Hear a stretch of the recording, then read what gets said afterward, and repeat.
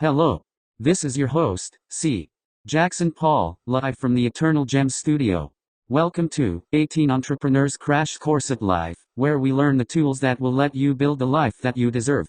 In the first video in this series, we talked about the 3 habits held in common by the most successful people across history. But, sadly, most of us have at least some bad habits that we would like to get rid of, and replace with good ones. So, today, we will look at bad habits, and how to change them. First, though, we need to figure out what a habit is. We probably should have done that 2 videos ago in the trailer, but whatever. A habit consists of 3 parts: a cue, a routine, and a reward. The cue is the thing that tells your mind to do the habit. It could be a time, place, person, mood, or any other environmental factor. The routine is the action that you take, that is the part that most people focus on, to the exclusion of the other 2. The final part is the reward, the thing that your brain gets in exchange for doing the habit. Understanding these 3 parts is key to changing your habits. Now, your brain doesn't know the difference between good and bad habits. All it knows is that, when A happens, if you do B, then you get C reward. If this is a good habit, then this loop is quite helpful, because it allows you to do actions that benefit you without wasting brain power or willpower on them. But sometimes, your brain gets into loops that end up hurting you, which is what we call a bad habit. When that happens, it is imperative that you break the cycle. Now, usually the bad part of the habit is the routine. That is the part that is causing you to not do well in school, or to live an unhealthy lifestyle. The trigger is merely the external event, over which you often have little control, that makes you want to do the habit, and the reward is the intangible result of the habit that tells your brain to repeat the action. Now, a lot of people fail at breaking habits because they fail to understand this. They don't realize that only one part of the habit, the routine, is the problem, rather than the entire habit. This means that they try and fight against their own psychology, and just stop responding to the cue. Now, trying to fight your own brain with brute force of will is a bad idea, as most of the time you will lose. However, the main advantage your mind has over your brain is that you are, believe it or not, a lot smarter than it. Thus, when trying to end a bad habit, don't use brute willpower, but rather find a way to trick your brain into no longer associating the routine with either the reward or the cue, thus eliminating the bad habit. But first, we need the tools to figure out the mechanics of the particular habit we want to eliminate. This means figuring out what parts are the cue, the routine, and the reward. The routine is usually the easiest to identify, it's just the action that you want to stop. If you want to stop a bad habit, just figure out what action is negatively affecting your life. There is your routine. The next step is to figure out the reward. What do you get from doing the routine? If your bad habit involves eating or sleeping, it is usually pretty easy to identify the reward. But sometimes, the reward might be different than it first appears. Take a guess as to what the reward is, and put this information aside for later. Now, we have to figure out the cue. Every day for a set time, write down the conditions that prompt you to do the routine.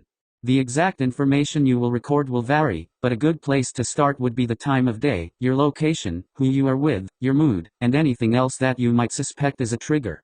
Then, after you do the routine, write down how you feel. Don't try and change the habit yet, that might mess up your data, just note how you feel. After some time, it should become apparent what common factor is triggering this habit. If, in your notes, you see that your habit is always triggered at 3 o'clock, or when you meet a particular person, that gives you a clue as to the likely cue. As for the reward, you should be getting an idea of it from your post-habit writing. This will often shed some light on what this reward is, but if it is still kind of vague, then that is okay, we will experiment with it a bit more later. Now, here there is a shortcut that will sometimes let you cheat at habit breaking. If the cue is something that can be removed from your life, then simply remove the cue, and the habit, while it will still technically exist, won't be able to activate. For instance, if you have a habit of getting Taco Bell at 3 o'clock a.m., then try going to bed earlier, so that the habit won't be triggered. If you find that you have a habit of putting off work when with a particular friend, then don't hang out with that friend when you want to work. If removing the cue doesn't work, then you have probably misidentified it, and the real cue is something else.